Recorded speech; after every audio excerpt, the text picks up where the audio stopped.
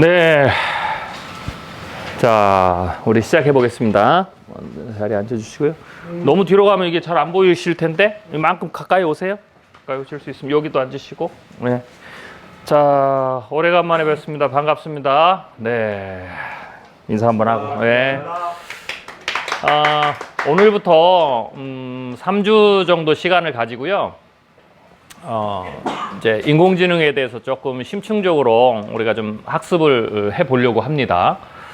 인공지능의 전반적인 역사를부터 시작해서 인공지능 각각의 알고리즘의 핵심적인 특색들, 그리고 지금 강화학습 부분에서 탁월한 성과를 내고 있는 구글, 딥마인드사의 여러 기술들, 그 다음에 이제 알파고 2편의 논문이 나왔죠. 그 논문들에 있는 내용들, 이런 걸 가지고 그런 기술적인 측면도 좀 다 들여다보고요.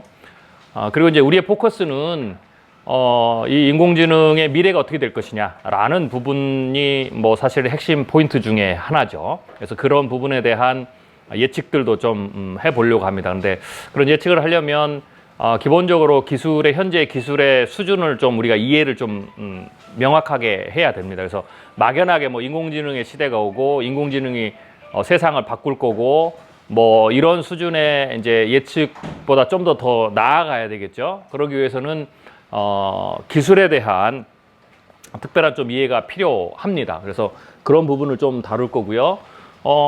그리고 이제 인공지능을 어떻게 이제 인공지능 시대가 되면 어떻게 사람들이 인공지능을 활용할 가능성이 있을지에 대한, 또 우리는 이제 미래를 예측하는 측면에서 우리가 인공지능을 도구로 쓴다면 어떠한 가능성들이 있는지, 그리고 인공지능을 통해서 어떤 새로운 산업들, 비즈니스들이 일어날 건지 이런 부분에 대한 또 예측들도 좀 다뤄보려고 합니다. 그래서 한 3주간 정도, 정확히 하면 이제 2주 반 정도가 되겠죠. 마지막 주는 이제 우리가 오전 수업만 하니까. 그래서 그렇게 좀 다뤄보려고 하니까, 가능하면 여러분들이 이번 특별 스페셜 제 강의는 가능하면 꼭 여러분들이 빠짐없이 잘 들어주시고, 필요하다면 저희가 이제 영상본을 녹화해서 올리니까 여러 번 듣는 게 굉장히 중요합니다. 그래서 그런 것들을 기억하시고 좀 해주시고요. 참고로 인공지능과 관련해서는 꼭 인공지능뿐만 아니라 여러분들이 좀 아셔야 되는 게 이렇게 표현할 수 있는데요. 인류의 문명, 역사, 산업이나 이런 것들이 이렇게 발전하는 데도 기본적인 이제 패턴들이 있죠. 패턴들이 있는데, 처음에 기술 혁신이 일어난 다음에 1차 기술 혁신이 일어나고 2차 기술 혁신이라고 3차 기술 혁신이라고 이렇게 되지 않습니다. 그러니까 이거는 여러분들이 특별한 새로운 기술이 나왔을 때 그 기술이 미래를 어떻게 바꾸느냐, 어떤 변화를 만드느냐와 관련해서 시나리오를 쓸 때 굉장히 중요한 겁니다. 그러니까 힘으로 표현하면 드라이빙 포스가 어떻게 움직이는지 이런 것과도 연관이 돼 있죠. 그래서 가장 기본적인 패턴은, 역사의 기본적인 패턴은 새로운 기술이 나왔다. 그게 이제 인공지능 기술이든 로봇 기술이든 혹은 바이오 테크놀로지든 나노 테크놀로지든 이런 새로운 기술이 나왔다. 그러면 이제 이거를 1차 기술 혁신이라고 이제 얘기를 하면은요. 1차 기술 혁신이 나오면 그 다음에는 어떤 단계가 나오냐면 1차 기술 혁신을 근거로 비즈니스 혁신이 나옵니다. 1차 비즈니스 혁신. 그래서 1차 기술 혁신, 2차 기술 혁신, 3차 기술 혁신 이렇게 가지 않고요. 1차 기술 혁신이 나오고 그 다음에 2차 기술 혁신이 나올 때까지는 시간이 꽤 걸려요. 꽤 걸립니다. 그래서 1, 20년, 길게는 50년도 걸려요. 그렇기 때문에 그 중간 사이는 뭐냐면 비즈니스 혁신이죠. 근데 사회 변화는, 기술 혁신도 굉장히 중요하지만 사회 변화에 대해서 신기술이 나왔을 때 그 신기술이 사회를 어떻게 변화시킬 것인가에 대해서 여러분들이 예측하고 논리적이고 조금 더 확률적인 시나리오를 쓸 때는 비즈니스 혁신 부분에 대해서 여러분들이 생각을 좀 많이 하셔야 돼요. 예를 들면 기술 혁신이 파괴력이 1이라면 비즈니스 혁신은 파괴력이 9가 돼요. 그렇게 이제 보셔야 돼요. 예를 들면 이제 그걸 이제 인공지능을 통해서 제가 설명을 드릴 건데, 인공지능 기술이 지금 이제 약한 인공지능 수준이 나왔지만 앞으로는 뭐 1, 20년, 그러니까 다음 수준에서의 브레이크스루가 나와야 되거든요. 그러니까 다음 수준의 브레이크스루가 나오면 제2차 기술 혁명이라고 할 정도, 인공지능에서 제2차 발전이다라고 할 정도가 되면 그냥 어림샘으로 여러분들이 그렇게 생각하시면 돼요. 대체적으로 그런 1차와 2차를 나누는, 기간을 나눌 수 있는 정도의 어떤 발전의 차이가 나오려면 뭐라고 해야 될까요? 뭐 혁신의 수준으로 보면 한 10배 이상 돼야 돼요. 예. 그렇게 체감할 수 있는, 와, 획기적이다 라고 할 수 있는 수준의 기술이 나와야 돼요. 예. 그래야만이 이제 그거를 2차 혁신 정도로 이렇게 얘기할 수가 있죠. 그래서 시간이 오래 걸리는 거예요. 예.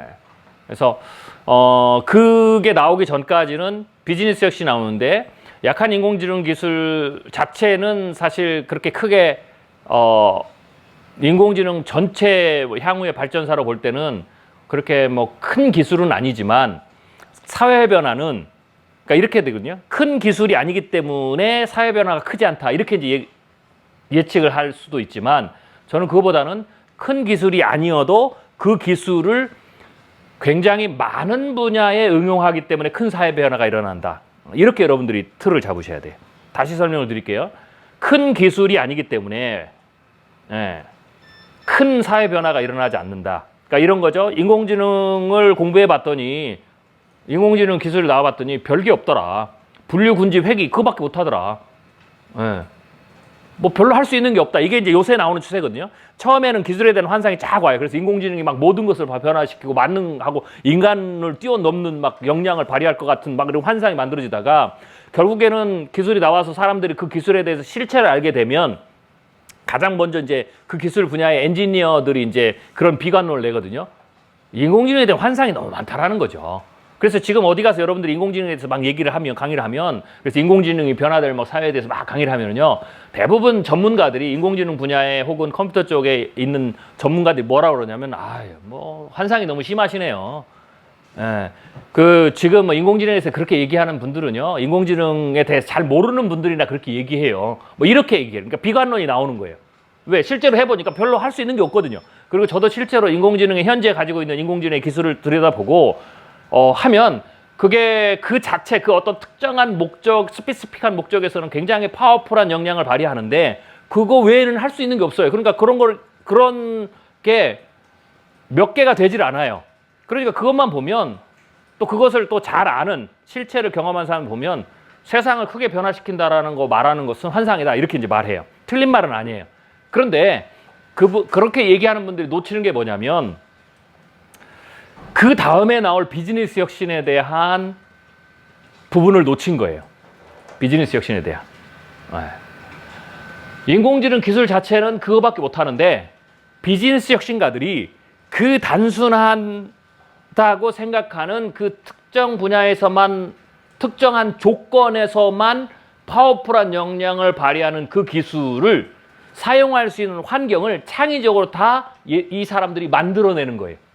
그래서 그 기술이 단순하지만 그 기술을 응용하는 측면에서 파괴적인 사회 변화가 일어난다. 그걸 제가 비즈니스 혁신이라고 그러는 거예요. 비즈니스 혁신이라고. 근데 그게 꼭 인공지능뿐만 아니라, 인류가 신기술을 발명했을 때 다 그랬어요. 신기술을 발명했을 때. 그것을 응용하면서. 뭐 아주 고대로 가보세요. 인간이 불을 얻었어요. 불이 뭐 그 다음에 뭐 얼마나 진화했나요? 불은 불이에요, 지금도. 기술적인 측면으로 보면. 그 불을 얼마만큼 오래 유지시키느냐가 그 다음 기술이겠죠. 뭐 불의 혁신 뭐 이런다면. 불을 꺼트리지 않는 기술, 혹은 불의 온도를 좀 더 세게 하는 기술. 그렇지만 불은 불이라고요. 그러니까 그 부분에 대해서 기술적, 처음에 발견한 건 굉장히 혁명적이었지만 그 다음은 별거 없었어요. 근데 그러면 그걸로 뭘 하겠느냐라고 생각할 수 있죠. 아마 여러분들이 그대로 돌아갔다면, 불이 나왔는데 처음에는 막 호기심이 있고 이러다가 그 다음에, 근데 그 불 갖고 뭐 할 건데? 그 불이 나왔으니까 세상이 엄청나게 변할 것이다 말하면 뭐 믿지 않겠죠. 근데 사실은 그걸로 인해서 인류의 삶이라든지 생활 방식이라든지 이런 것이 혁신적으로 변했죠. 그러면 그건 뭐예요?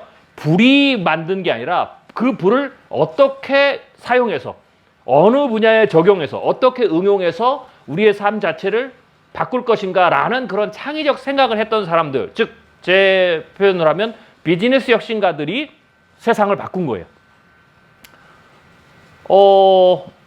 바퀴는 어떨까요? 바퀴는 그냥 바퀴예요.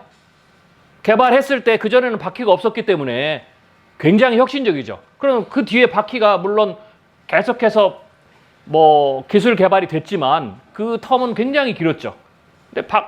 근데 인류 역사가들은 보면 어떻게 바퀴가 세상을 바꾼 굉장히 혁신적인 기술 중에 하나로 꼽거든요.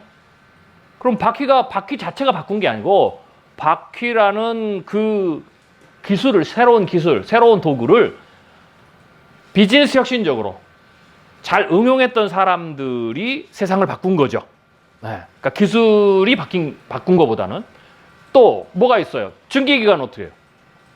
네. 증기기관이라는 것도 마찬가지죠. 산업혁명도. 그 다음에 또 전기도 마찬가지예요. 전기를 개발했는데 네. 그 전기를 개발한 걸 가지고 그 다음에 전기 기술이 획기적으로 뭐 10년 주기로 막 획기적으로 향상된다니 그런 게 없었어요. 그렇지만 세상은 엄청나게 변했죠. 왜? 그 전기라는 것들을 활용해서 혹은 전기의 특성들을 활용해서 네. 세상 그 혁신적인 그 아이디어 그 특징들을 어떻게 응용하느냐에 따라서 네. 세상이 바뀌어졌죠. 엄밀히 얘기하면 전기를 개발했지만 그것에 대한 전기에 대한 특성들을 활용해서 지금 무선통신까지 오는 거거든요. 인터넷도. 네. 그러니까 그 특성이 아주 단순한 특성이고 초기에는 그 특성을 개발한 것만으로도 사람들이 획기적이라고 했는데 그 다음에는 네, 멈춘 거죠. 그렇지만 그래서 소강세에 들어갔지만 그 특성들을 그 다음 사람들이 비즈니스 혁신가들이 활용해서 우리가 일상생활에 혹은 뭐 군사적인 영역에 뭐 이런 부분에 적용을 해서 새로운 도구들을 만든 거죠. 그게 세상을 변화시킨 거예요. 이거를 비즈니스 혁신이다라고 봐야 돼요. 그러면 똑같이 인류가 그렇게 해왔기 때문에 인공지능도 그렇게 생각을 해야 돼요. 인공지능도. 그래서 여러분들이 지금부터는 인공지능이 당분간 20년 동안, 최소한 20년 동안은 인공지능이 변화시킬 미래에 대해서 인공지능 기술이 어떻게 발전해서 인공지능이라든지 인간의 수준, 인간보다 더 똑똑한 인공지능 이런 식으로 가지고 예측을 하지 마시고 지금부터는 현재 나와 있는 수준의 인공지능이 물론 여기서도 조금 강화해서 발전이 될 거예요. 그렇지만 획기적이다. 네. 제2차 인공지능 혁명이다라고 하는 수준까지 기술이 올라오는 것은 상당 기간 필요하단 말이죠. 그게 10년이 걸릴지 20년이 걸릴지 혹은 반세기 걸릴지는 몰라요. 그렇지만 현재 있는 그 기술을 응용하는 측면에서 저는 폭발적인 어떤 사회 변화들이 일어날 가능성이 굉장히 높다. 혹은 또 이렇게도 돼요. 그 기술 자체를 응용해서 기존의 어떤 삶의 스타일, 기존의 어떤 도구들, 기존의 어떤 상품과 서비스들을 바꾸는 것도 있지만 거꾸로 그 흐름들이 커지면 기존에 있는 것들을 거기에 맞춰서 다시 바꿔요. 그러니까 제도를 바꾼다든지. 예를 들면은 자율주행 자동차죠. 네, 많은 분들이 이제 그런 얘기를 하거든요. 현재 인공지능 기술을 가지고 자율주행 자동차를 적용하면, 네, 물론 편리는 하겠지만 심각한 위험이나 우리가 생각하는 수준의 완벽한 수준의 기대치에 맞는 자율주행 자동차가 나오기 힘들다. 쉽게 얘기하면 완전 자율주행 자동차. 네. 사람이 전혀 신경을 쓰지도 않아도 되는 사람의 관리 감독을 받지 않고도 스스로 운전하는 즉 운전자 없이도 운전을 할 수 있는 자율주행할 수 있는 그런 자율주행 자동차를 만드는 것은 불가능하고 환상이다. 라고 얘기를 하는 거거든요. 그거는 왜 그러냐면 아까 제가 전제했듯이 그 기술만 가지고 보면 돼요. 그래서 인공지능 기술만으로는 그것만 다른 보조적 도움이나 변화 없이 그것만 가지고는 절대로 그러한 자율주행차를 만들 수가 없어요. 그게 틀린 말은 아니에요. 맞아요. 네. 그렇지만 비즈니스 혁신가들은 다르게 생각한다는 거죠. 다르게. 네. 그 기술들의 특성들을 이용해서 일부를 커버하고 그러지 못한 부분들은 어떻게 하면 돼요? 네. 다른 걸 바꾸면 돼요. 환경을. 네. 제도를 바꾸면 되죠. 쉽게 해서 도로교통법은 왜 지금 자율주행 자동차에 완전 자율주행 자동차가 상용화되지 못하는 여러 가지 이유 중에 하나가 첫 번째가 인공지능 기술 자체가 거기에 못 가는 것도 맞고요. 그리고 또 다른 이유 중에는 현재의 도로교통법이 사람이 운전하는 자동차에 맞춰져서 된 도로교통법이에요. 네. 그렇지만 만약에 도로교통법을 자율주행 자동차가 운전하는 데에 적합한 도로교통법으로 바꾼다든지 혹은 도로 주행 환경을 바꾼다든지 하게 되면 현재의 인공지능 기술로 커버가 안 되는 영역들을 충분히 커버하고 남는 거거든요. 그러니까 비즈니스 혁신가들은 그런 방식의 생각을 한다라는 거죠. 테슬라 자동차가 쭉 운행을 하면서 대형 사고를 많이 했죠. 사망 사고를. 그 사망 사고를 많이 내는 게 뭐 기술적 결함도 있지만 뭐 그 중에 대표적인 기술적 결함이 테슬라가 예를 들면은 뭐 트럭하고 충돌 사고 나고 뭐 이럴 때는 그거를 감지를 못 하는 거죠. 그러니까 빛이 대형 트럭에 빛이 반사돼서 얘가 트럭인지 하늘인지 이걸 구분을 못해서 인지를 못해서 뭐 추돌 사고를 내고 뭐 이런 경우가 있죠. 그래서 그거는 기술의 한계를 내요. 그리고 이제 특별히 자율주행 자동차를 얘기할 때 가장 많이 나오는 게 그 도로 환경이 주행 환경이 좋지 않을 때.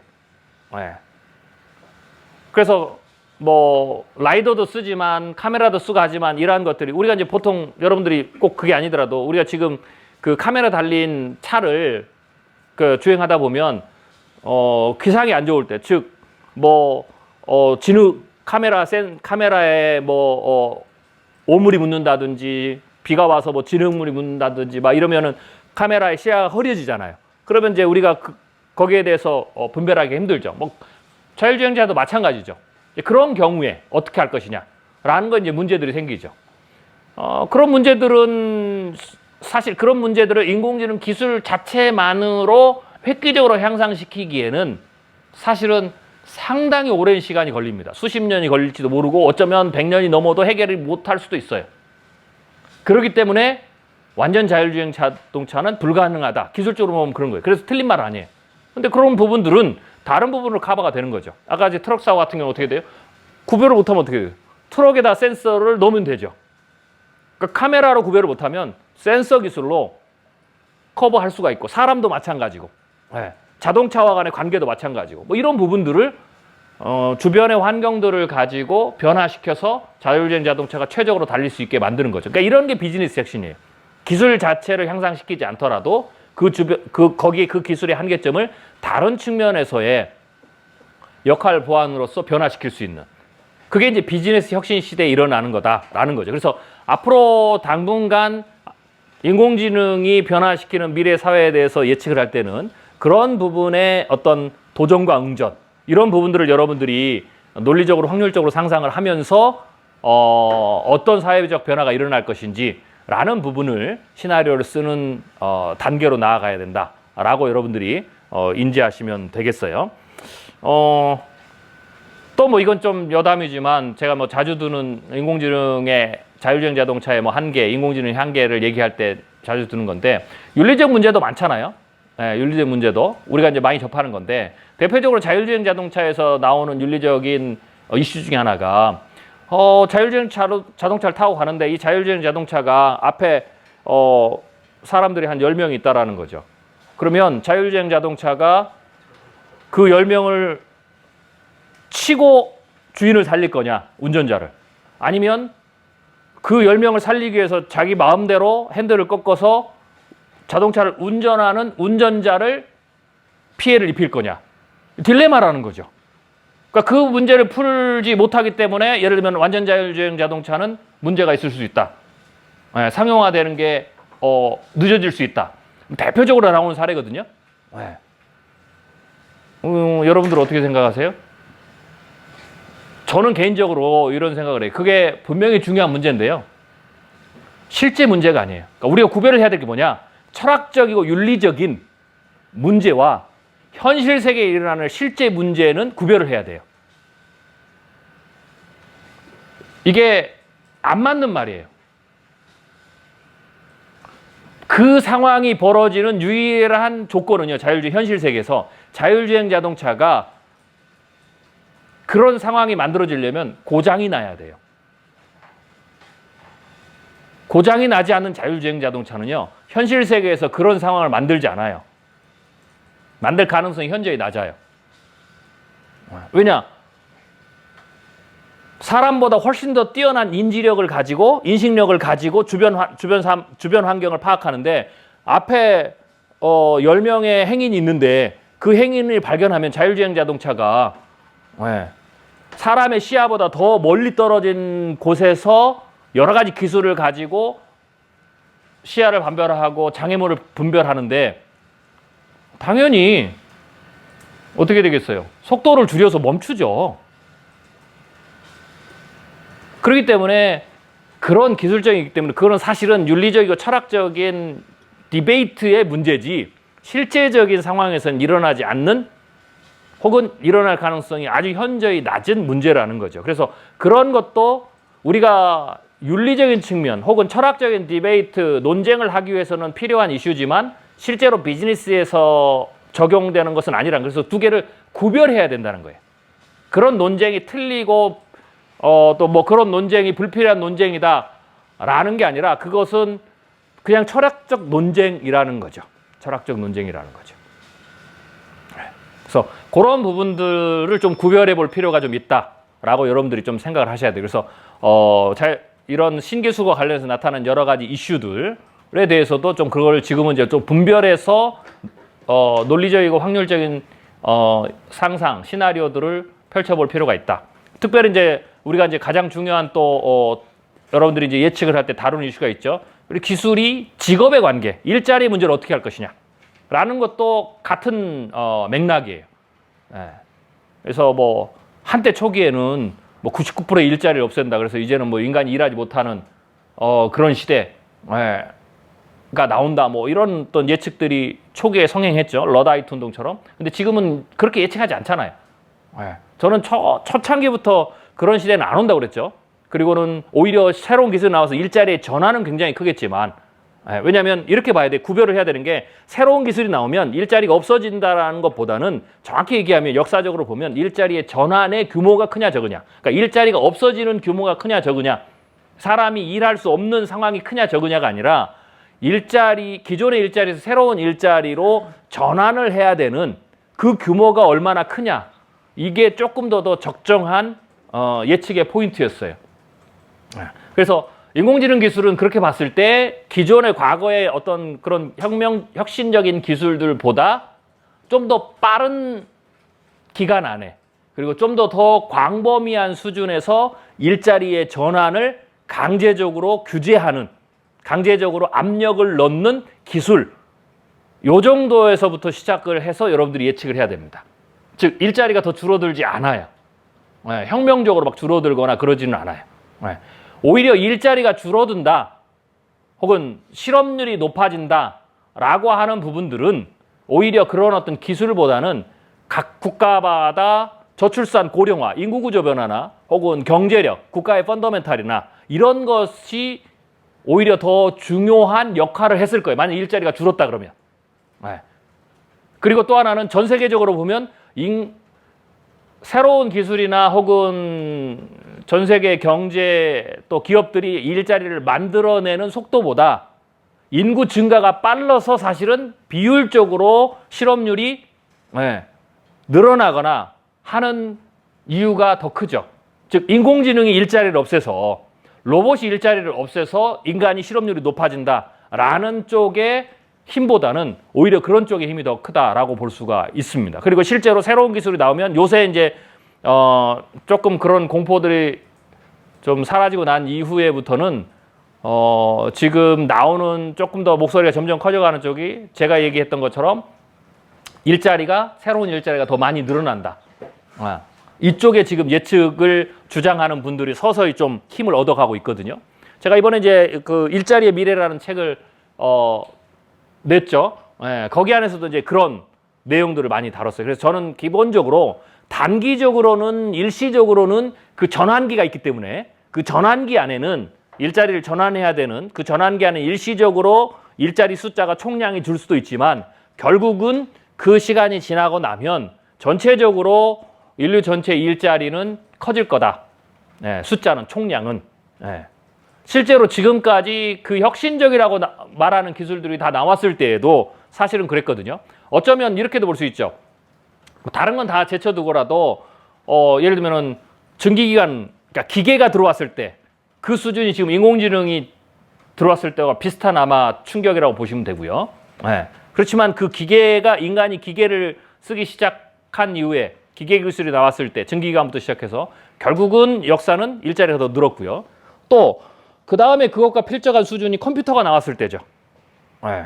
컴퓨터가 나왔을 때 그것도 역시 일자리가 더 늘었고요. 이후에 인공지능도 저는 마찬가지다 라고 보는 겁니다. 그래서 그런 부분들을 또 여러분들 예측할 때에는 구별해서 예측하는 게 좀 필요합니다. 섞어서 예측하면 너무 환상적이거나 너무 비관적인 예측을 하게 되는 거거든요. 그래서 예측을 할 때 변수를 다룰 때 여러분들이 그런 부분들을 조금 이제 전문가답게 조정해서 시나리오들을 써볼 필요가 있어요. 물론 이제 러다이트 운동 같은 그런 일들이 99% 일자리가 사라지고 그리고 사람들이 진짜 일할 수 없는 어떤 미래에 대한 시나리오를 작성하는 것도 큰 의미가 있어요. 왜? 그런 시나리오는 최악의 상황이 발생했을 때 인류가 어떤 상황이고 거기에 대해서 어떤 일이 벌어지고 사람들이 어떻게 대응할까를 우리가 생각해 볼 수 있는, 그래서 그게 그런 세상이 실제화되진 않지만 어떤 특정한 영역에서는 그런 어떤 현상들이 일어날 수 있기 때문에 우리가 교훈적인 측면들을 얻기 위해서 그런 시나리오들은 필요해요. 그러니까 그런 시나리오 쓰지 말라는 얘기가 아니고 필요한데, 그런 시나리오를 제가 이제 요점은 이제 우리가 배우셨죠? 베이스라인 퓨처로 쓰면 안 된다는 거예요. 베이스라인 퓨처로. 왜? 현실은 그렇게 작동하지 않아요. 실제로 지금까지 인류 수천 역사상 그렇게 작동한 적도 한 번도 없고, 그래서 여러분들이 시나리오를 구분할 때 쓸 수는 있지만 그것을 메인 시나리오처럼, 그래서 큰일 났다부터 시작해서 어떤 특정한 정치적인 목적을 달성하는데 그런 시나리오가 사용되도록 혹은 사용하는 그런 어떤 오류는 범하면 안 됩니다. 뭐 예를 들면 기본소득이 저는 기본적으로 향후에 갈수록 필요하다고 봐요. 근데 저는 왜 기본소득이 필요하다고 보냐면 일자리가 사라져서 일할 수 없게 돼서가 아니라 부의 불균형 분배가 심해지기 때문에. 일자리는 계속 늘어나고 사람들이 하지만 기본적인 평균소득은, 상대적 평균소득은, 절대적 숫자상은 과거보다 늘어나겠지만 우리가 실제로 그렇지 않습니까? 지금 최저임금 받는 사람이 50년, 100년 전에 소득을 받는 사람보다 많이 받는다는 거죠. 그래서 숫자적, 물리적으로 겉으로 보이는 숫자는 올라가지만 지금이 더 불행한 이유는 그때보다 부의 상대적 분배가 더 커진 거죠. 그러니까 상대적 박탈감이 커졌다는 거죠. 부의 불균형 분배가 커졌다는 거죠. 그렇기 때문에 상대적 박탈감이나 상대적 가난함을 느끼는 거죠. 저는 그게 앞으로는 오히려 그게 커질 수 있다. 일자리가 사라지는 것보다는, 일자리가 없어서 일을 못하는 경우보다는 AI 시대가 되면 독점적 현상이, 특정 부분에 독점적 현상이 더 많이 일어나요. 왜냐하면 그게 AI의 기본적인 특색이거든요. 왜? AI는 기본적으로 1등 독과점이 큰 기술이에요. AI가 갖는 특성, 또 거꾸로 인간이 AI를 통해서 얻고자 하는 퍼포먼스 때문에 1등 최고의 AI 기술. 여러 가지 특색이 있으면, 예를 들면 지능이잖아요. AI는 가장 지능.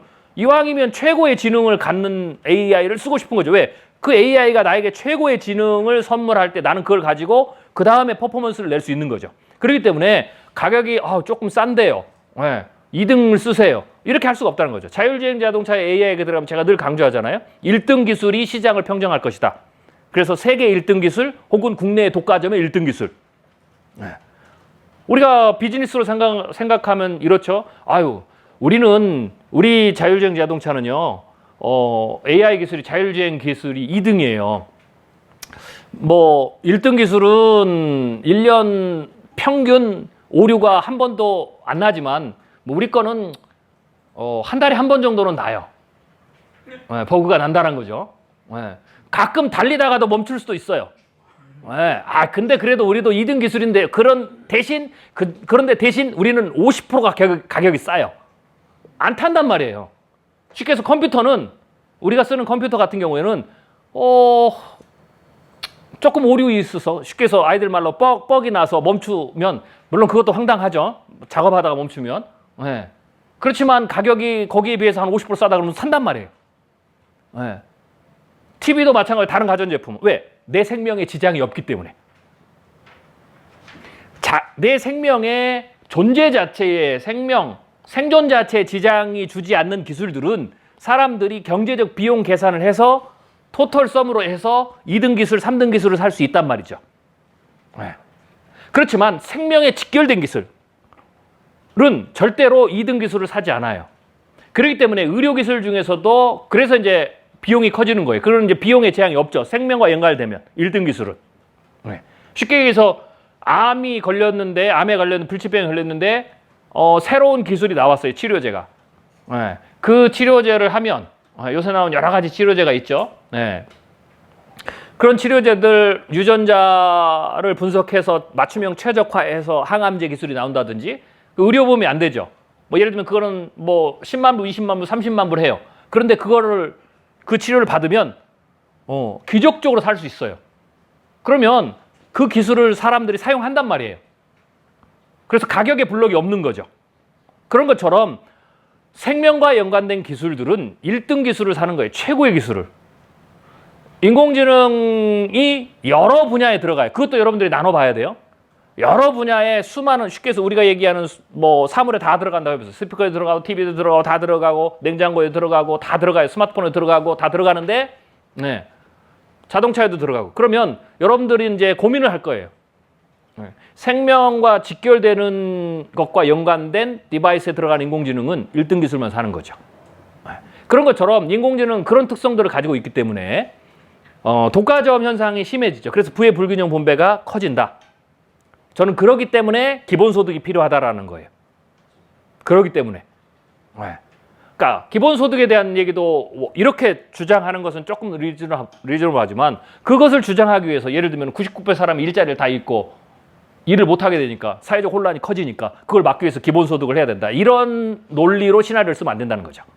그래서 그거를 구별하시라는 얘기예요. 그래서 그런 부분들에 있어서 여러분들이 시나리오를 짤 때 유념해야 된다. 자, 제가 이제 인공지능에 대해서 설명을 강의를 하기 전에 일단 이런 흐름들을 말씀드렸어요. 여러분들이 인공지능을 가지고 아마 앞으로 10년, 최소 10년은 물론 그 이후에도 그렇지만 인공지능이 어떤 분야에 여러분들이 시나리오를 쓰든지 간에 전부 들어갑니다. 정치 변화에서부터 시작해서 사람의 삶의 방식의 변화에 이르기까지 인공지능을 빼놓고 시나리오를 쓸 수가 없어요. 그렇기 때문에 미리 이런 부분 인공지능을 시나리오에 적용할 때 어떻게 해야 되는지에 대해서 설명을 드린 거고요. 뭐 그 다음에 제가 뒤에도 말씀드리겠지만 인공지능을 가지고 여러분들이 시나리오 쓸 때 또 유념해야 되는 게 이제 비즈니스 혁신 분야에서 볼 때 인공지능 기술이 충분히 대체할 수 있는 영역이 있지만 그 영역을 인간이 실제로 대체하느냐는 또 별개의 문제예요. 이것도 생각하셔야 돼요. 지금은 어떻게 생각하면 직업의 변화와 관련해서도 많은 사람들이 인공지능이 할 수 있는 일을 가지고 그것에 중복된 영역들을 쭉 뽑으면서 거기가 직업이 다 사라질 것이다. 이렇게 얘기하거든요. 근데 그게 틀린 건 아니지만 한 단계 더 나아가야 돼요. 왜냐하면 인공지능을 통해서 다 바꿔서 사람이 안 하고도 인공지능이 할 수 있는 영역이 있지만 그 영역 중에서 일부는 혹은 상당수는 인간이 그것을 선택하지 않을 수가 있어요. 즉 인공지능 도입을 안 한다는 거죠. 그 가능성도 생각해야 돼요. 그래서 그것을 지금은 이제는 분리해 봐야 된다. 그러니까 초창기의 예측은 뭐 그 정도만 충분한데 이제는 좀 더 나아가고 실제화됐기 때문에 그런 부분을 구별해야 돼요. 그러면 그 부분에 있어서 가장 중요한 건 뭘까요? 경제성이에요. 바꿀 수 있는데 그거보다는 사람 쓰는 게 더 싸다라는 거죠. 그럴 수 있어요. 네. 도입하는 비용이 더 클 수도 있죠. 그렇기 때문에 충분히 바꿀 수 있는데 안 바꾸거나 늦게 바꾸는 그런 어떤 시간차가 나타날 수 있죠. 즉 이건 뭐냐면 도전과 응전이에요. 인공지능 기술이 나오면 그 다음에 플랫폼, 그 다음에 시나리오 어떻게 되면 플러스 어떻게 되면 도전과 응전을 어떻게 할 거냐. 사람이. 네. 이런 부분도 여러분들이 집어넣어서 인공지능의 변화에 대해서도 생각을 해봐야 되겠죠. 네.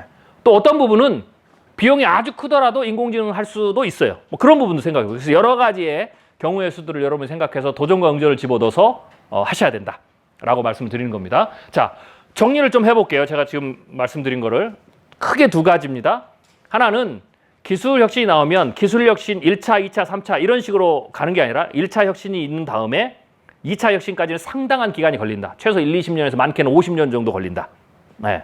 제가 이제 인공지능을 설명드릴 텐데 이미 지금 사용되는 인공지능 기술들은 이미 50년 전에 개발이 된 거예요.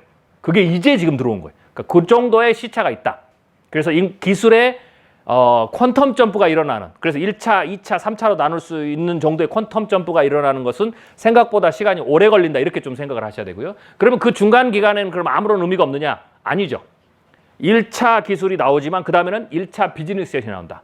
2차 기술 혁신이 나오면 그 다음에 2차 비즈니스 혁신이 나온다. 기간으로 보면 비즈니스 혁신이, 기술 혁신이 세상에 영향을 미치는 것은 한 10%라면 90%는 비즈니스 혁신에서 세상 변화가 일어난다. 그래서 거대한 세상 변화는 비즈니스 혁신, 즉 약한 기술이지만 한계가 분명한 기술이지만 그 한계가 분명한 기술을 창의적인 사람들이 어떻게 적용을 해서, 즉 그 기술을 적용하는 분야를 찾아서 혹은 그 기술의 한계를 뛰어넘는 다른 방법, 제도를 고치거나 주변을 고치거나 하는 것에 의해서 바뀌어지는 어떤 변화들, 그 비즈니스 혁신 부분에 대해서 여러분들이 논리적이고 확률적인 상상과 시나리오를 쓰셔야 된다. 그리고 제가 보기에는 지금부터 최소 1, 20년은 그 기간입니다. 그래서 약한 인공지능의 기술을 여러분들이 공부를 하신 다음에 그쪽으로 상상력을, 논리적이고 확률적인 상상력을 굉장히 폭넓게 하시면서 시나리오를 쓰셔야 된다. 그 다음에 두 번째로 인공지능 기술이 분명히 인간을 대체하지만 이론상 나오는, 즉 인공지능 기술만 가지고 보면 충분히 이러이러한 영역들은 전부 다 대체가 가능하다라고 하는 것들이 있지만 그 모든 분야가 다 대체되지는 않을 것이다. 왜? 사람이 도전과 응전을 하기 때문에. 네. 그래서 그런 부분들도 크로스오버해서 여러분들이 생각하셔야 된다라는 겁니다. 그래서 그런 이제 큰 틀에서 시나리오를 어떻게 쓸 것인가라는 측면에서 큰 틀을 일단 말씀을 드렸습니다. 자, 예측과 관련해서 또 하나 이제 중요한 거를 좀 얘기를 드릴게요. 이제 미래 예측을 할 때 우리가 이제 기술을 배우잖아요. 이제 엄밀히 보면 이제 백그라운드 날리지를 지금 배우는 거예요. 지금 제가 3주 동안 하는 것은 미래 예측 기법을 가지고 예측 시나리오를 쓰는 것을 가르치는 게 아니에요. 그러니까 순수하게 백그라운드 날리지, 인공지능에 대한 백그라운드 날리지. 제가 이렇게 정리할 수 있는데 많은 사람들이 오해하는 게 예측의 핵심이 예측 기법이라고 생각해요.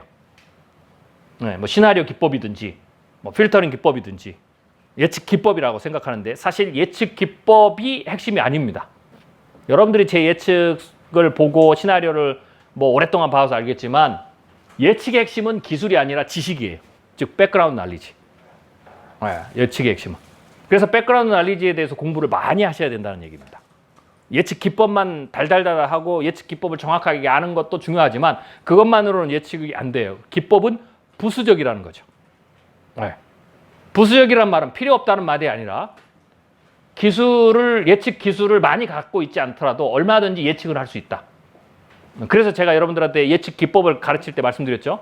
많은 기술을 배우는 것도 활용하는 것도 중요하지만 더 중요한 것은 여러분들이 가장 잘 쓸 수 있는 기술을 숙련도 있게 훈련하는 게 더 중요하다.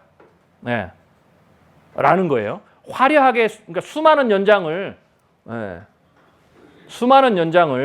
많이 가지고 있는 것보다 특정 연장을 아주 숙련되게 쓰는 게 훨씬 더 퍼포먼스가 좋다라는 말이에요. 그거와 똑같은 거예요. 원래 그러잖아요. 제가 이제 이건 우스갯소리 저도 그랬는데, 공부 성적이 잘 안 나는 친구의 공통적인 특색이 공부를 포기하지 않았지만 성적이 잘 안 나는. 제가 이제 그 학창 시절에 그랬거든요. 중고등학교 때. 이런 학생들의 전형적 특징이 어떻게 돼요? 유명한 참고서는 다 가지고 있죠. 이게 전형적인 특색이에요. 그리고 이제 어떻습니까? 좀 초보적인 이제 목수나 이런 DIY라든지 목공 뭐 이렇게 하고 뭐 새로운 걸 배우고 또 새로운 운동을 배우면 어떻게 돼요? 보통 초보 시절에 장비를 탓하죠. 그래서 장비를 계속 바꾸죠. 미래 예측도 마찬가지예요. 초창기에 들어가면 장비 탓을 해요. 기법 탓을 하는 거죠. 내가 기법을 많이 몰라부터 시작해가지고. 근데 사실은 그 기법을 뭐 장비가 좋으면 좋겠죠. 장비빨이 좋으면 분명히 효과는 있어요. 장비가 주는 퍼포먼스도 있으니까. 골프를 치더라도 골프 공이 주는 퍼포먼스가 있고 골프 채가 주는 퍼포먼스가 분명히 있거든요. 그걸 무시하는 건 아니에요. 그렇지만 그거는 부수적이라는 거예요.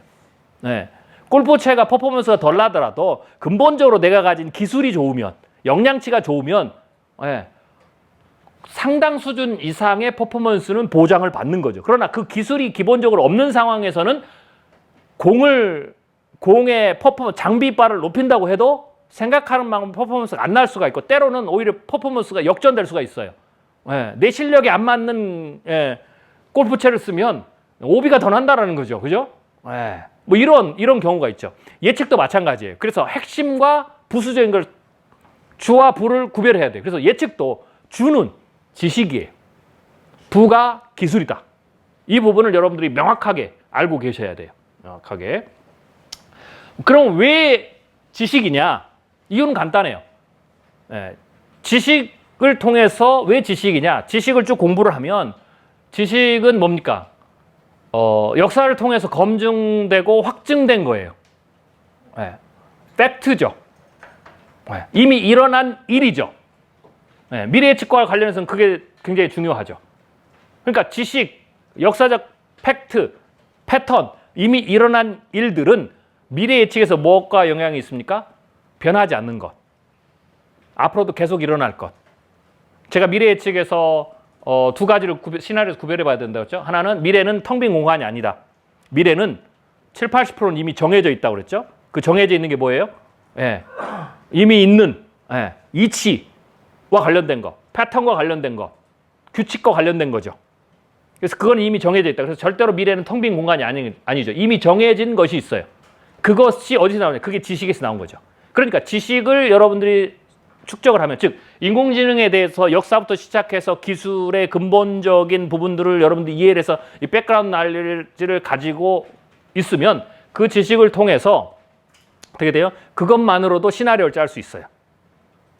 그러니까 지식을 가지고도 시나리오를 짤 수 있다라는 거죠. 정확히 하면 지식에서 이치와 패턴들을 뽑아내서 그것만 가지고 그 확실성의 요소들만 가지고 시나리오를 구성할 수 있고 그게 메인 시나리오에 들어갈 수 있는 거죠. 그것 위에다가 약간의 새로운 것들을 가미해서 논리적인 확률적인 변화를 일으켜서 베이스라인 퓨처를 짜는 거죠.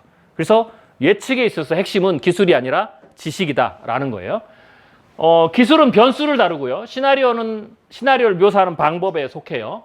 그리고 이치, 구조, 힘의 주체와 상태, 발전 방식, being과 doing이죠. 이거에 대한 지식이 예측 능력의 핵심이 됩니다. 심층 동력, 드라이빙 포스를 꼭 찾아라.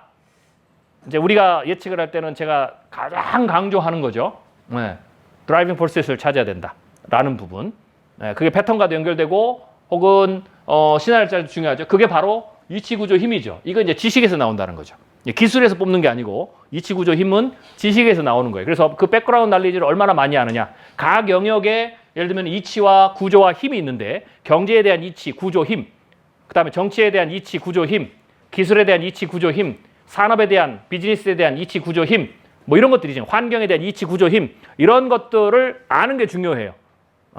그리고 시나리오나 예측 기법들은 그런 것들을 어떻게 적절하게 잘 다루어서 시나리오를 묘사하느냐 혹은 묘사를 어떻게 더 잘하느냐 이것과 연결된 거죠.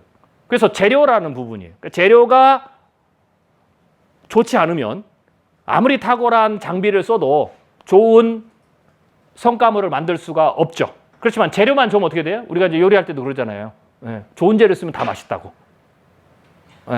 플레이팅을 잘 못해도 혹은 뭐 거기서 좀 더 맛있게 못 내도 좋은 재료, 신선한 재료만 쓰면 그리고 거기에 약간의 조리 기법만 알면 약간의 불을 다루는 기술, 약간의 양념을 할 수 있는 기술 정도만 알면 누구든지 다 어떻게 돼요?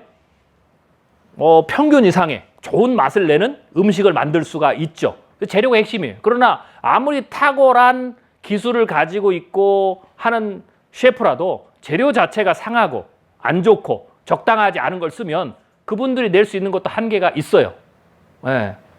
물론 이제 냉부에서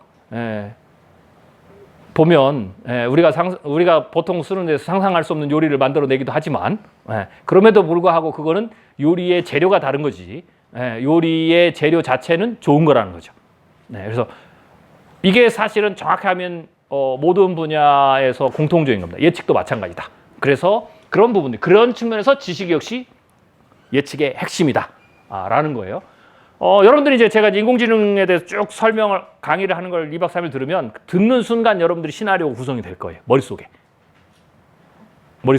왜? 제가 이치와 구조와 힘에 대한 얘기를 했거든요. 인공지능에 대해서. 그럼 그걸 알게 되면 머릿속에서 여러분들은 기본적으로 미래 예측 기법을 배우든 안 배웠든지 간에 기본적으로 예측 기법은 제가 이렇게 말씀드렸잖아요.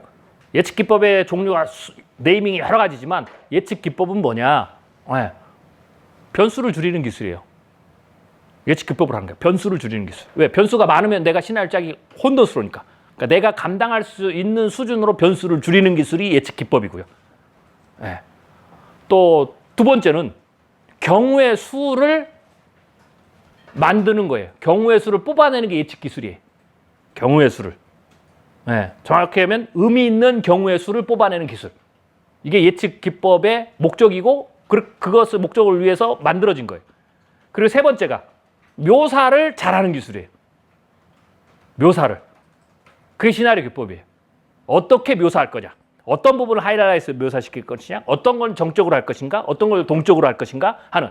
그리고 어떤 것을 심플하게 할 것인가. 어떤 것을 이미지적으로 할 것인가. 어떤 것을 말을 통해서 할 것인가. 어떤 것을 퍼포먼스로 해서 보여줄 것인가. 이런 이 세 가지 정도가 예측 기법의 목적이라는 거예요. 목적. 그래서 예측 기법은 그 안에서 움직인다 라고 여러분들이 보셔야 됩니다. 자, 이치 구조 힘에 대해서 제가 늘 강조를 했지만 다시 한번 좀 설명을 드릴게요. 자, 이치는 이미 정해져 있는 것이에요. 가장 쉽게 해서 이치는 이미 정해져 있는 거예요. 변하지 않는 거죠. 이미 정해져 있는 거기 때문에요. 인류의 역사가 끝날 때까지 계속 가요. 그러니까 이것만 가지고도 아주 거시적인 예측은 가능하다 라고 할 수가 있어요. 그리고 상당히 맞아요. 이치 이런 부분들은. 그 다음에 변하지 않는 것을 알면 미래의 절반은 아는 셈이다. 제가 이렇게 표현했는데요. 실제로 그래요. 그래서 인공지능의 이치, 왜 사람이 이걸 쓸 거며, 왜 이게 필요로 하며, 기술의 이치는 뭐며 이런 걸만 알면 제가 아까 말씀드렸죠.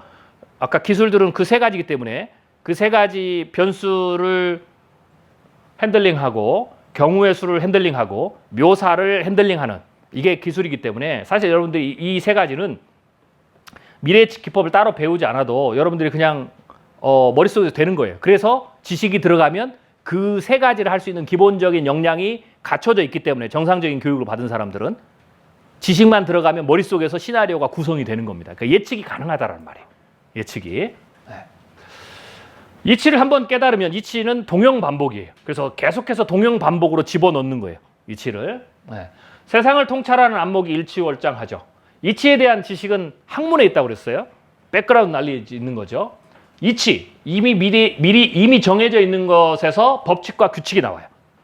그래서 이치를 알면 법칙과 규칙을 도출해낼 수 있어요. 그러니까 순서적으로 보면 이치를 알고 법칙과 규칙 이렇게 되는 거죠.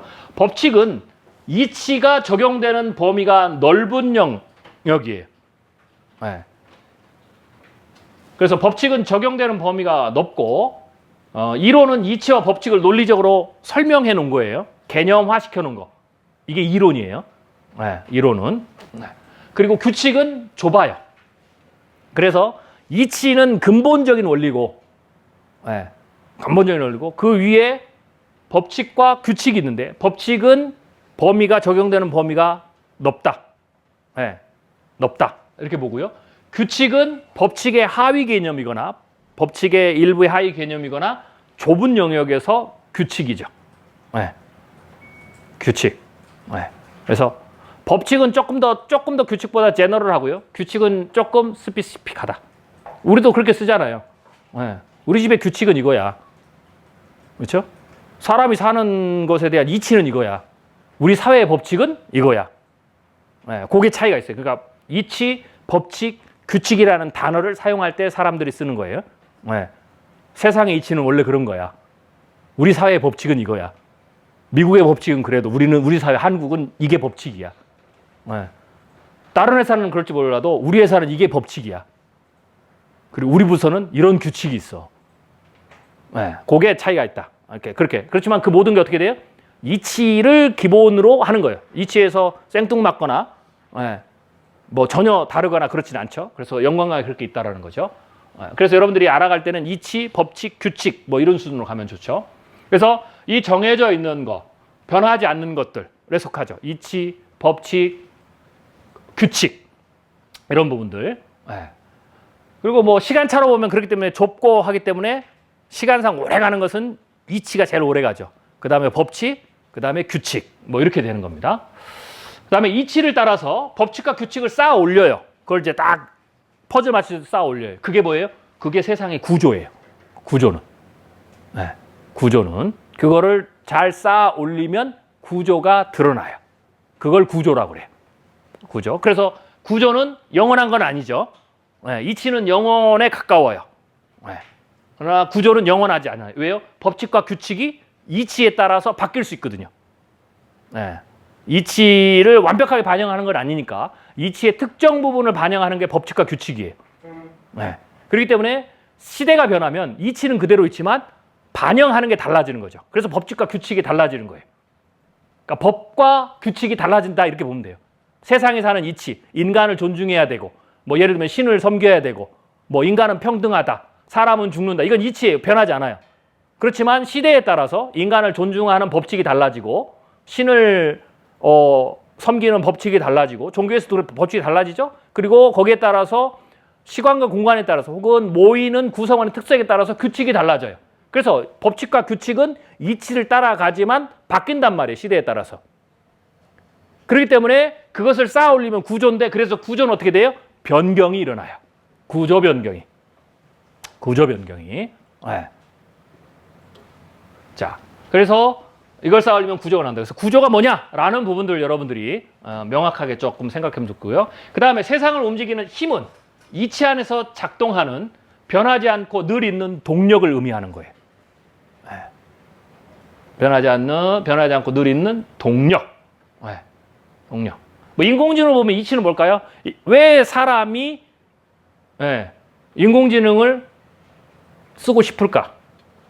그래서 이치는 인공지능에 있는 게 아니고 사람 안에 있어요. 인공지능의 이치를 따질 때는.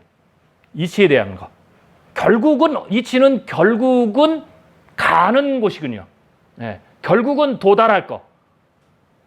뭐 이리저리 가지만 종국에는 그렇게 수렴할 것이 이치란 말이에요. 네. 사람이 뭐 이렇게 저렇게 살고 100세도 살고 120세 살고 150세 살지만 결국은 어떻게 이치는 죽어요. 네. 그게 이치예요. 결국은 도달할 거. 네. 그래서 인공지능도 그 이치가 인공지능 안에 있는 게 아니고 사람에게 있어요. 사람이 개발하고 사람이 사용하고 하기 때문에. 그래서 인공지능의 미래를 누가 결정하느냐? 인공지능이 결정하는 게 아니고요. 사람이 결정해요. 그래서 인공지능의 이치는 사람 안에 찾아야 돼요. 즉, 왜 사람이 인공지능을 쓰고자 하느냐? 네. 어떤 것은 쓰기 싫으냐? 그게 인공지능의 미래에 굉장히 중요한 거예요. 쓰고자 하는 것은 비즈니스 혁신이 빠르게 일어날 거고요. 그 쓰고자 하는 그 욕구가 많은 것부터 어떻게 됐어요? 빨리 상용화된다는 거죠. 시장이 빨리 커진다는 거죠. 그리고 사람들이 싫어하는 거 어떻게 돼요? 규제를 할 거예요. 그쪽으로 기술이 가지 못하도록. 쓰고 싶지 않은 분야는. 그게 인공지능의 미래를 만드는데 큰 틀을 형성해요. 인공지능 스스로 만드는 게 아니고. 그래서 인공지능의 이치는 인공지능에 있지 않고 사람에게 있어요. 그래서 인공지능의 미래는 사람에게 물어봐야 돼요. 사람의 이치, 정확히 얘기하면 제가 이렇게 말씀드려요. 사람의 이치와 그리고 사람이 마음속에 기본적으로 하는 거, 문제, 욕구, 결핍. 네. 사람은 새로운 모든 도구들을 문제, 욕구, 결핍을 해소하기 위해서 사용하는 거니까. 네. 문제, 욕구, 결핍을 해소하기 위해서. 그 다음에 또 사람의 이치, 즉 사람의 본능과 관련해서 생존과 관련해서 유리한데 쓰고자 하는 거니까요. 그래서 거기가 이제 이치죠. 자, 이런 이치 안에서 작동하는 변하지 않고 늘 있는 게 동력. 예, 그걸 이제 찾아야 되겠죠. 인공지능의 동력. 예, 동력. 이거는 이제 이 부분은 기술적인 부분 자체에서 찾을 수 있어요. 예. 그러니까 인공지능 분야에 혹은 그것과 연관된 분야의 과학기술 분야의 학문 분야에 있어서의 동력들이 있어요. 동력들. 학문에도 동력이 있습니다. 그거를 제가 이제 쉽게 얘기하면 학문에서 우리가 찾을 수 있는 동력은 학파예요. 이론. 아주 주요한 이론들. 네. 경제로 하면 시장 경제냐, 국가 위주의 경제냐. 네. 이제 그런 거죠. 이제 그런 동력들이 있어요. 아주 중요한 동력이죠. 네. 쉽게 해서 사람은 혼자 살 수 없다. 이게 이치예요. 네. 사람은 함께 살아야 된다. 함께 살면 어떻게 돼요? 무언가를 서로 거래해야 된다. 물물 교환. 이 이치에 해당되는 거예요. 생존을 위해서는. 네. 그런데 그걸 어떻게 하느냐? 라는 부분에서 이론이 나오죠. 그래서 예를 들면은 국가가 주도하느냐, 국가가 주도하지 않느냐. 그게 동력이에요. 국가냐, 시장이냐. 시장은 개인이거든요. 즉 집단이냐, 개인의 자유냐. 이게 동력이란 말이에요. 이게 진자추처럼 왔다 갔다 해요. 그리고 그 동력의 특정 부분을 관점을 가지고 움직임을 설명하는 것이 이론이 되는 겁니다. 이론이 되는 거죠. 네. 그래서 그 동력이 힘의 주체예요. 그럼 그 힘의 주체를 찾아야 되고, 네. 심층 원동력은요, 이 힘은 변하지 않는 힘이죠. 그 주체를 분석해야 되죠. 그러면 특정 주체를 분석하는데 그게 사람이든 혹은 집단이든 혹은 그게 기술이든 어쩌든 간에 우리는 뭘 찾아야 돼요? 네, 상태와 운동을 찾아야 돼요. 상태와 운동을 분리해서. 상태와 운동. being, doing. 그러니까 왜 이렇게 두 개로 나누느냐? 주체는 그 가장 상위의 최상위의 분류가 둘밖에 없어요. being과 doing. 네. being과 doing. 가장 철학적이고 가장 상위적인 분류 패턴 카테고리. 그래서 being과 doing을 나누는 거죠. 네. being은 상태죠. 존재에서 나오는 거예요. doing은 운동이에요. 그 상태가 어떻게 운동하느냐. 네. 그래서 being은 정성적인 거고 이거는 동적인 거. 이건 정적인 거. 뭐 이렇게 나눠볼 수가 있죠. 그래서 언제든지 힘의 주체를 찾고 주체는 가능하면 뭐 주체를 뭐 개별 단위로도 할 수 있는데 개별 단위에서는 주체를 쓰지 않죠. 개별 단위 유일하게 쓰는 이유는 쓰는 경우에는 개별 단위지만 짧은 시간 안에라도 그게 엄청난 영향력을 주는 개별 단위가 있으면 그 단위를 주체로는 쓰죠. 예를 들면 트럼프 대통령이나 연준 의장이나 이런 사람들은 기간이 짧지만 4년에서 뭐 8년 뭐 정도밖에 안 되지만 세계 사회에 영향을 미치는 힘이 굉장히 크기 때문에 그런 특별한 경우에만 개별 단위를 주체로 써요. 그럴 때는 역시 어떻게 그의 being과 doing을 김정은의 being과 doing을 분석해야 되겠죠. 동력이니까. 그렇지만 그걸 제외하고는 어떻게 돼요? 제너럴라이즈를 해서 써야 되겠죠. 힘을. 그 부분. 진자추 운동. 그리고 뭐 사실 개별 사람은 바뀌어도 대표적인 게 인간이죠. 동력. 인간은 계속해서 있으니까. 아주 중요하고 핵심적인 동력 중에 하나가 인간이 되는 거죠. 이런 것들이 동력이다라는 거죠. 그래서 여러분들이 제가 지금 이걸 설명드리는 거는 쭉 인공지능에서 제가 지식을 쭉 백그라운드 날리지를 할 때 이게 뭐냐를 자꾸 여러분들이 질문을 던지면서 생각을 하시라는 거예요. 그리고 상상력을 이 규칙을 따라서 상상력을 발휘해야 돼요. 시나리오를. 시나리오는 이치가 가장 밑바닥이죠. 그러니까 이렇게 보시면 돼요. 이치에 벗어난 시나리오를 쓰면 안 돼요. 그런 일은 안 일어나요.